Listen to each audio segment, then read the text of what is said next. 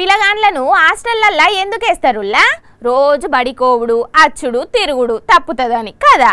ఆన్నే ఉంటే యాళ్ళకు లేస్తారు, ఇంత తింటారు, మంచిగా చదువుకుంటారు.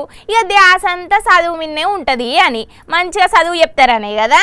కానీ ఒక పిల్లగాండ్లు క్లాసులల్ల కంటే ఎక్కువగా కిచెన్లలోనే ఉంటున్నారట.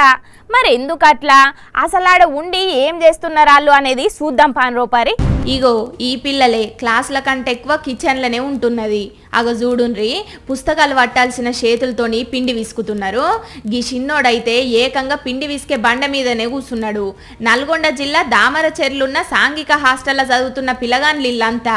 సరే వంట నేర్చుకున్నాడు తప్పు కాదు కావచ్చు, కానీ హాస్టల్లో గీళ్ళ చేతులతోని చపాతీలు చేసే అవసరం ఏముంది అసలు? సర్కారు వంట మనుషులను పెట్టి జీతం ఇయ్యనే పట్టే వాళ్ళు ఏ గాడిద పనులు దోమపోయినట్టు వీళ్ళతోని పని చేపిస్తున్నారు.